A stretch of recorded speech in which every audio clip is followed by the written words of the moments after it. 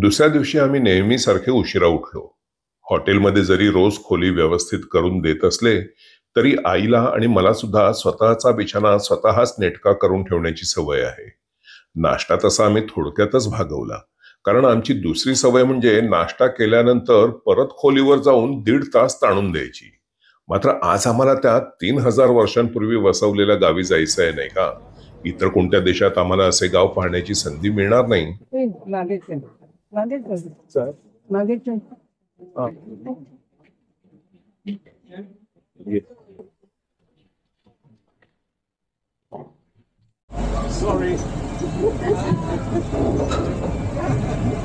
8 kilometre दूर असलेल्या त्या नेसेबार गावाला जाण्यासाठी बस सुद्धा आहे. मात्र आम्ही ही टुरिस्ट ट्रेन म्हणतात इथे ती घेतली. अशा जत्रेच्या ट्रेनमधून प्रवास करण्याची मजा काही औरच. मात्र या ट्रेनमध्ये आमच्या काही गोड स्मृती सुद्धा आहेत. 20 वर्षांपूर्वी सुद्धा याच मार्गावर ट्रेनमध्ये आई आणि मी दोघे बसलो होतो. मात्र त्यावेळी माझे वडील सुद्धा आमच्या बरोबर होते. वडिलांच्या आजारपणामुळे त्यांना कुठे प्रवासाला नेणे आणि ते सुद्धा परदेशात हे तसे कठीण होते. आई त्यांना सतत धरून ठेवायची तोल जाऊ नये म्हणून. मात्र कठीण वाटणारी गोष्ट आपण जेव्हा साध्य करतो ना, तेव्हा आपली जी छाती भरून येते ती गोष्टच अवर्णनीय. बाहेर फिरताना वडिलांच्या चेहऱ्यावर जे आनंदी स्मितहास्य उमटायचे त्याला लाख कोटींची सुद्धा तोड नाही. तुम्हाला आता दिसलं असेल की या शहरामध्ये निव्वळ हॉटेले आहेत, राहती घरे बिलकुल नाही. विमानात मी म्हणालो होतो नाही का तुम्हाला? पण हे झालं उपनगर. उद्या आम्ही शहराच्या मध्यवर्ती विभागात फिरणार आहोत. आता उद्याचा व्हिडिओ म्हणजे याच व्हिडिओमध्ये येणार नाही का? इथे त्या गावाला जाण्यासाठी पहिली ट्रेन सोडून अगदी थोडेसे चालून दुसरी ट्रेन घ्यावी लागते. आणि दुसरी तिकीट सुद्धा. टुरिस्टना कापायचे धंदे हो, दुसरं काही नाही. ही ट्रेन म्हणजे काय रुळावर नाही चालत आहे. फटफटीसारखी टायर असलेली गाडी, एकाला एक जोडलेली. चालवायची म्हटली तर सतत त्या गावापर्यंत थेट नेता आली असती. पण मग पैसे कसे कमवणार? कापा टुरिस्टांना. हे दोघे अपंग गेले ना गाडीवर, त्यांच्यावर लक्ष ठेवा हा. हे आपल्याला पुन्हा काही वेळा दिसणार आहेत. बरं, आता पुढच्या वळणावर समुद्र किनारा लागेल, तो काळा समुद्र. ब्लॅक सी म्हणतात ना मराठीमध्ये. पण या समुद्राला ब्लॅक सी असे का म्हणतात ह्याचं कारण अगदी मनोरंजक आहे. युट्यूबमध्ये आणि व्हॉट्सअपमध्ये त्याची कारणे एखाद्या जिज्ञासूला वैताग येईल अशी दिलेली आहेत. आता तुम्हीच आधी बघून सांगा, तुम्हाला या पाण्याचा रंग जरा जरी काळा दिसतो का? हो कुलकर्णी, पाण्याचा रंग काळा दिसतो का बघायला सांगितलं, पांढऱ्या मांड्या नाही. काही जण म्हणतात की त्या समुद्राच्या पाण्याचा रंग काळसर आहे. काही जण म्हणतात की तिथे काळे मासे मिळतात म्हणून त्याला ब्लॅक सी म्हणतात. एका ठिकाणी तर असं लिहिलं आहे की तो समुद्र खोल असल्यामुळे पृथ्वीच्या बाहेरून बघितलं तर तो काळा दिसतो. आणि अशी सगळी फाफट कारणे तुम्हाला सगळ्यांना पचवावी लागतात. शेवटी इथे येताना मी त्याचा नीट अभ्यास केला. हे बघा, आधी हा काळा समुद्र कुठे आहे ते बघा. हे मुंबईवरून वायव्येला इराण वगैरे ओलांडलं की काळा समुद्र लागतो. आलं लक्षात? आणि हा आताचा टर्की देश म्हणजे एकेकाळचे ऑटोमन साम्राज्य. त्या ऑटोमन साम्राज्याच्या उत्तरेला ब्लॅक सी आणि दक्षिणेला भूमध्य समुद्र म्हणजेच मराठीमध्ये मेडिटेरेनियन सी.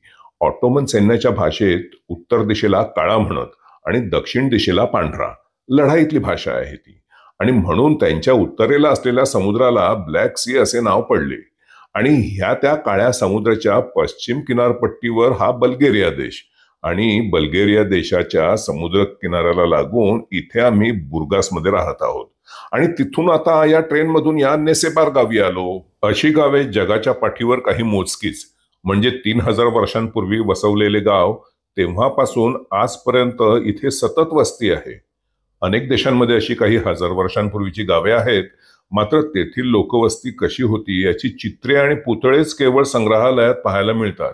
आणि प्रत्यक्ष त्या ठिकाणी गेला तर उत्खनन करून ठेवलेले दगड, स्तंभ आणि जास्तीत जास्त नाक आणि तोंड तुटलेले पुतळे. गावाची तटबंदी ओलांडून आम्ही आत आलो. आत येताच मला ही बाई तिच्या कोणी नातेवाईकाला इथल्या दगडी रस्त्यावरून व्हीलचेअरने ढकलताना दिसली.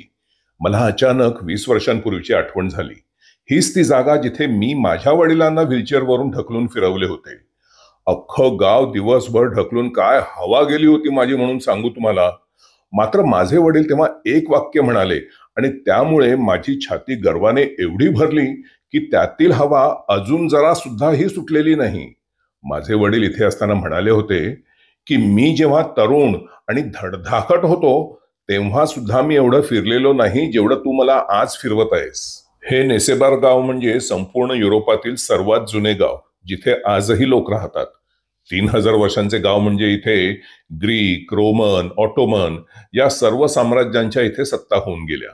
8व्या शतकात म्हणजे 1500 वर्षांपूर्वी ही जागा बल्गेरियन साम्राज्याच्या अधिपत्याखाली आली. हो, तुम्हाला आश्चर्य वाटेल ऐकून, आज युरोपातील सर्वात गरीब देशांपैकी समजला जाणारा हा बल्गेरिया देश यांचं पण साम्राज्य होतं एकेकाळी. मराठा साम्राज्य पण होतं नाही का. या गावाला 40 चर्च असलेले गाव असे सुद्धा म्हणतात. जगातील एकमेव अशी ही जागा. एवढ्या अशा लहान जागेत, अरे भावा, एवढी पण ही जागा लहान नाही उभ्याने कुरवाळायला. आणि ही बघा, मगाशी मी ट्रेन मधून दिसले होते ना ते अपंग जोडपे, दिवसभर फिरत आहेत ते. तर मी काय म्हणत होतो, या जागेचे क्षेत्रफळ 1 चौरस किलोमीटर पेक्षाही कमी. म्हणजे समजा मुंबईच्या दादर स्टेशन पासून शिवाजी पार्क पर्यंतच्या निमुळत्या भागात 40 वडापाववाले सुद्धा नसतील. तेवढ्या जमिनीवर इथे 40 चर्चे, त्यापैकी 27 चर्च अजूनही वापरात आहेत आणि उरलेली पडकी त्यांनी अजूनही नीट सांभाळून ठेवली आहे. इथल्या घरांचे एक वैशिष्ट्य तुम्हाला दिसेल की तळमजला दगडी बांधकाम आणि पहिला मजला लाकडी बांधकाम. खरं म्हणजे त्या काळी संपूर्ण लाकडी बांधकाम सर्वात स्वस्त. मात्र ही जागा समुद्रकिनारी असल्यामुळे येथील दमटपणा, घराचा पाया लाकडी असला की कुजून कमकुवत होत असे. या कारणासाठी पाया आणि तळमजला दगडी बांधकाम म्हणजे त्यावरचे लाकडी बांधकाम पर्यावरणापासून सुरक्षित राहे. आई आणि मी मगासपासून एक जागा शोधत आहोत. तुम्हाला सांगितलं नाही, आता सांगतो. 20 वर्षांपूर्वी वडिलांबरोबर आलो होतो तेव्हा आम्ही नेमके याच उपाहारगृहामध्ये 2दा येऊन जेवून गेलो होतो. माझी तेव्हा फार इच्छा होती की वडिलांनी असं समुद्रासमोर टेबलावर बसून जेवावं. सिनेमात दाखवतात ना तसं. तेव्हा टेबल भरून किती तळलेले पदार्थ मागवले होते आणि माझ्यासाठी बियर सुद्धा एकदम गलेलठ्ठ. वडिलांना चिअर्स करायला गेलो आणि त्यांनी पटकन टेबलावरील प्लास्टिकच्या टोमॅटो सॉसची बाटली उचलून मला चिअर्स केले.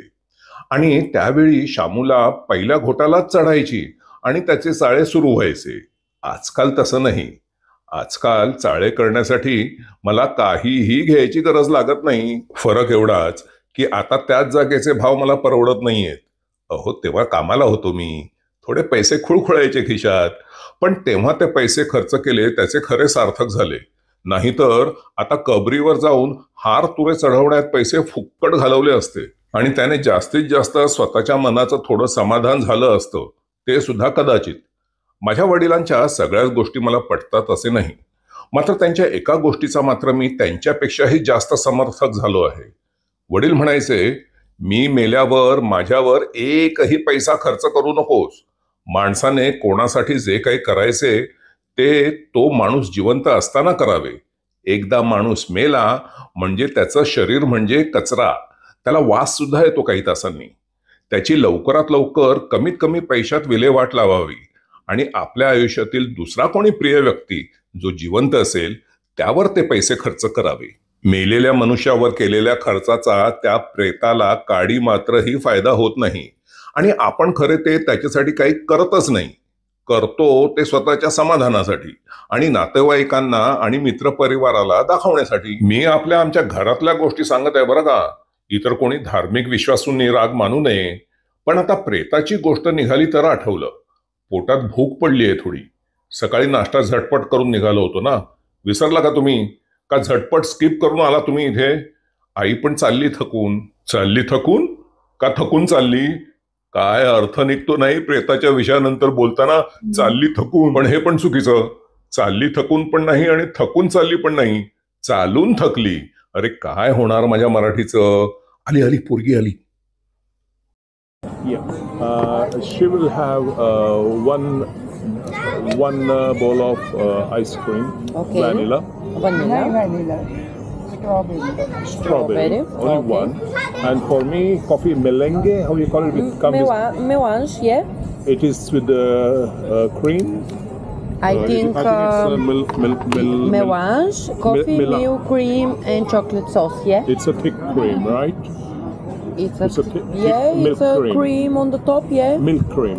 Of course, yes. Yeah. Okay. So I will have that. Oh, okay. Yeah. Thank you very much. Thank you. इथे नंतर आपण पाणी भरू. त्याच्यामध्ये पाणी भरताना. तू थकलीस काय मम्मी? तू दुकानं बघतेस, बाहेरचं बघत नाही. चर्च तिकडे बघितलंच नाही तू गेली दुकानात. आता बघायचं तसंच. बघ कशी घरं आहेत, वर लाकडाचं आहे सगळं.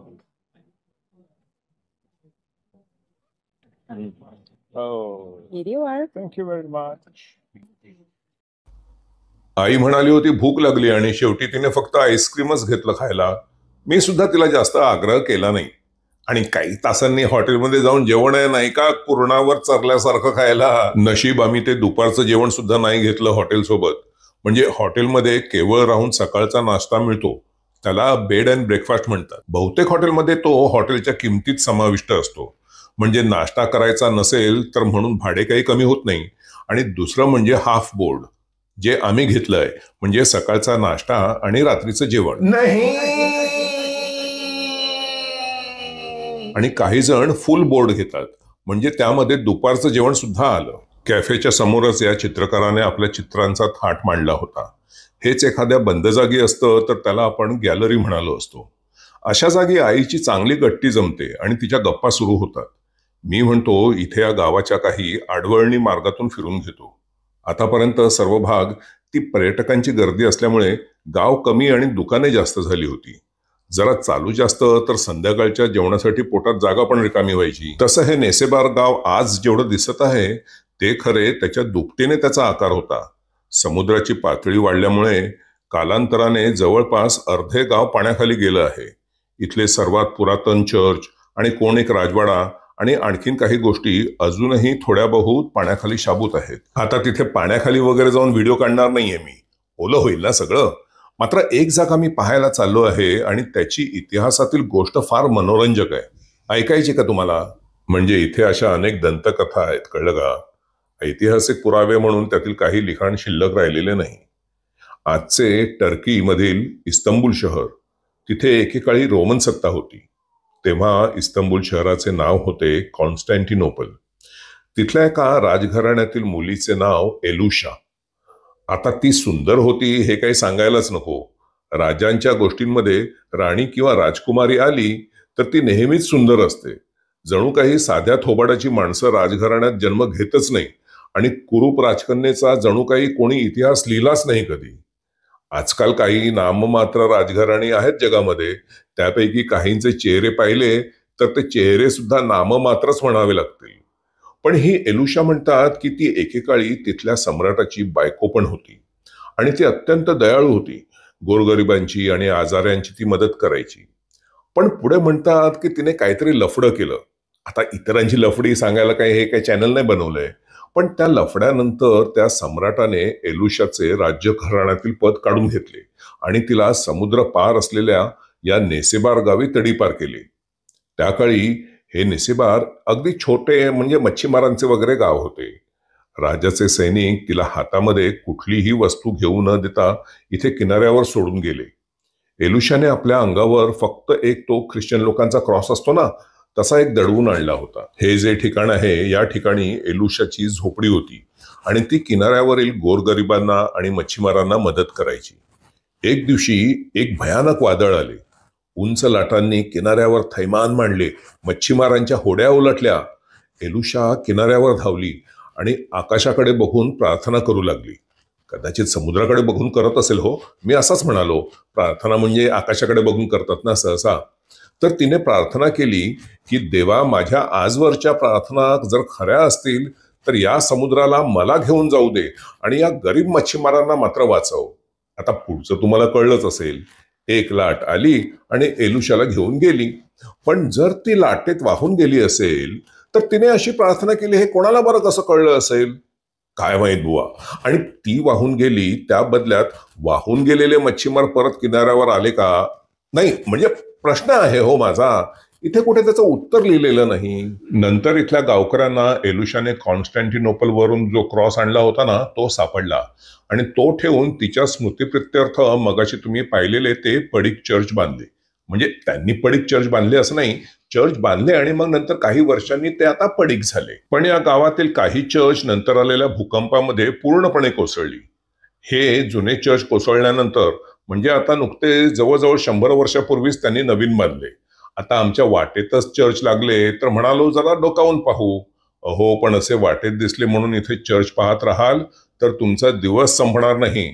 असं म्हणतात की या गावाला एकूण रस्त्यांपेक्षा एकूण चर्चच जास्त आहेत. पण मला या चर्चच्या मागे असलेली एक विशिष्ट गोष्ट बघायची आहे ज्याचा धर्माशी किंवा या चर्चशी काहीही संबंध नाही. आता बाहेर पडल्यावर तुम्हाला एक गोष्ट दाखवतो. या आवारातच आहे डाव्या बाजूला. तुम्हाला ते बहुधा वाफेचे इंजिन किंवा जुन्या काळातील सुरुवातीला यांत्रिक गाड्या होत्या ना तसं काहीतरी वाटेल. बघा असंच वाटतंय ना तुम्हाला. पण हे खरं काय आहे माहितीये का? सोव्हिएत काळातील सैन्यातील जेवण बनवायचं यंत्र आहे हे. यात एकाच वेळी भात, पास्ता, मटण, सूप असे जवळजवळ 400 ते 500 पदार्थ एकाच दिवसात बनवता येत होते आणि हे कोळशावर किंवा सरपणावर चालायचे. जेवणाचं यंत्र पाहून माझ्या शरीर यंत्राला जेवणाची आठवण आली. आता हॉटेलमध्ये जाऊन या यंत्राप्रमाणेच 400 ते 500 पदार्थ खावेसे वाटत आहेत. आमच्या हॉटेलमध्ये म्हणतात रोज संध्याकाळी काही वेगवेगळ्या देशांचे पदार्थ बनवतात. आज काय जेवण बनवलं असेल अशी उत्सुकता. आई जेवण बनवते त्यापेक्षा ही हॉटेलमध्ये काय बनवलं असेल याच विचारानं माझ्या तोंडाला मगासपासून पाणी येत आहे. आता वाटेमध्ये कुठे चर्चमध्ये शिरत नाही बघा. पण बाहेरून जरी पाहिलं तरी या चर्चच्या भिंती किती सुरेखपणे बांधलेल्या आहेत. आणि विचार करा शेकडो वर्षांपूर्वी अशा वास्तूंची काय सुंदरता असेल. मी सांगतो बघा तुमच्यापैकी जे कोणी ख्रिश्चन धर्माचे असतील ना, आता या गोष्टीसाठी धर्माने ख्रिश्चनच असले पाहिजे असे नाही. हिंदू, मुसलमान किंवा ज्यू कोणीही असो, अशा कोणाला एक खास व्यवसाय करायचा असेल तर त्याने इथे केवळ धार्मिक विषयावर म्हणून सहल काढावी. येथील प्रत्येक अळीतील प्रत्येक चर्चमधील विटेमध्ये इतिहास दडलेला आहे आणि त्याहीपेक्षा अनेक रोमांचकारक अशा शेकडो दंतकथा. अशा प्रकारची सहल आयोजित केली कोणी तर इथे सहज 3 दिवस संपूर्णपणे काढता येतील आणि मध्ये मध्ये विसाव्यासाठी किंवा जेवणासाठी इथे बाहेर फिरणे पर्यटकासारखे त्याची मजा काही औरच. बघा तुमच्यापैकी कोणाला विडा उचलता येतो का ते? जागा तर मी दाखवली तुम्हाला थोडीफार. आणि अशा व्यवसायासाठी इतक्या दूरवर आले पाहिजे किंवा धार्मिक पण असण्याची बिलकुल गरज नाही. तुम्ही ज्या देशात असाल तिथे विशेष अशा एकाच विषयाला घेऊन संपूर्ण सहलीची बांधणी करता येते. माझ्या मते महाराष्ट्रामध्ये गड आणि किल्ल्यांवर किंवा मंदिरांवर अशा सहली नक्की असतील. अहो गड आणि मंदिरे काय, माझ्या ओळखीचे कोण गेल्या वर्षी मुंबईला गेले होते. ते तर म्हणाले की सिनेसृष्टीतील नटनट्यांची घरे पाहण्याची सहल आहे तिथे. घरे पाहण्याची म्हणजे तिथे काय शाहरुख खान दरवाजा उघडून आत नाही घेत तुम्हाला आणि दाखवत बसत ही माझी झोपायची खोली, हा जुना संडास, वर नवीन बांधलाय ना तो छान आहे, तिथे बसलं की असं दोन्ही बाजूला ना हात ठेवायची व्यवस्था आहे, वर गेल्यावर दाखवतो तुला. हो पण ती खरी बाहेरून पाहण्यासाठी पण लोक पैसे मोजतात की नाही घरं. या व्हिडिओ खाली ना काही कॉमेंट्स जरूर येणार आहेत.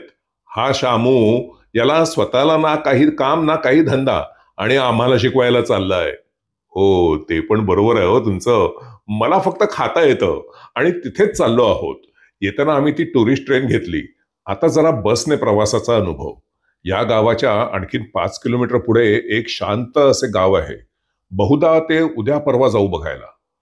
पक्षी किलबिले करू लागली. संध्याकाळ झाली. आईने टेबलावर बशा आणायला सुरुवात केली. बल्गेरियामध्ये आम्हाला सर्वात जास्त आश्चर्य कोणत्या गोष्टीचं वाटलं असेल तर ते येथील जेवण. आम्ही आजपर्यंत अनेक देश फिरलो, असंख्य प्रकारचे पदार्थ खाल्ले आणि प्रत्येक ठिकाणी आमच्या नेहमी अन्नाबद्दल काही अपेक्षा होत्या. त्यापैकी सर्वात मोठा अपेक्षाभंग झाला असेल तर तो ग्रीसमध्ये. ग्रीक अन्नपदार्थ आमच्या इथे फार प्रसिद्ध आणि त्यामुळे आमच्या अपेक्षा सुद्धा मोठ्या. त्यामुळे ग्रीसमध्ये आजपर्यंत मी 3-4 वेळा काही गेलो असेन तर तिथे काही खास असे कधी वाटले नाही. आता फ्रेंच अन्नपदार्थ म्हणजे जगात सर्वात जास्त मान्यता प्राप्त आणि मला सुद्धा ते सर्वात जास्त आवडतात. पण काय आहे, फ्रेंच उपाहारगृहे अत्यंत महागडी असतात आणि पाककृतींप्रमाणे त्यांचे केलेले पदार्थ घरात जमणे फार कठीण. तेव्हा कळले की फ्रेंच उपाहारगृहे एवढी महाग का असतात म्हणून. या उलट बल्गेरियामध्ये ज्याची आम्हाला हा देश गरीब असल्यामुळे काडी मात्रही अपेक्षा नव्हती. मात्र इथे मी यायची ही 3री वेळ आणि मी सांगतो तुम्हाला अशी एकही जागा नाही सापडली, भले तो रस्त्यावरचा ठेला असो, सगळीकडे अन्नपदार्थ चविष्ट. या लोकांची स्तुती केली मी, मात्र नेमकं आईला जेवणाच्या शेवटी गरम दूध लागतं प्यायला ते त्यांच्याकडे नाही. मी खाली उतरून बघतो तर आई तिथल्या बारमध्ये शिरली. आता दारू विकणाऱ्या त्या जागेत शेवटी कॉफीसाठी थोडं दूध ठेवलेलं असतं, ते त्याने गरम करून आईला दिलं आणि शेवटी पैसे पण घेईना, कारण त्यांच्या दारूच्या मेन्यूमध्ये कप भरून दूध याच्या किमतीची नोंदच नव्हती. 20 वर्षांपूर्वी याच शहरात आम्ही यावेळी असे माझ्या वडिलांसोबत जेवायला बसलो होतो आणि नेमके मगाशी आपण ज्या गावी गेलो होतो ना, तिथून आल्यानंतर दिवसभर व्हीलचेअरमध्ये बसून वडील थकून गेले होते. बसून राहायचं म्हटलं तरी अख्खा दिवस खुर्चीत काढणं सोपी गोष्ट नव्हे.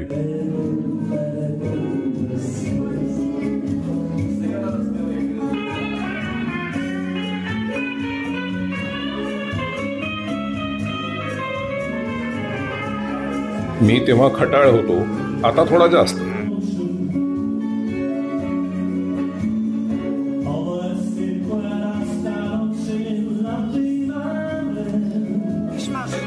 मी तेव्हा कामाला सुद्धा जात असल्यामुळे आईला आपला सगळा वेळ वडिलांना सांभाळण्यासाठी द्यायला लागायचा. मात्र कष्ट, त्रास या गोष्टी जणू तिच्या शब्दकोशातच नाही.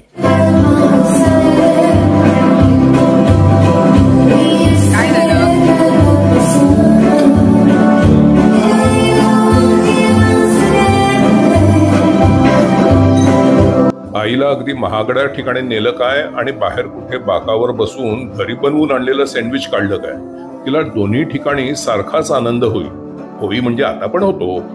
काळातला व्हिडिओ म्हणून तसं म्हणालो, नाहीतर म्हणाल आईला पण काय झालं की काय.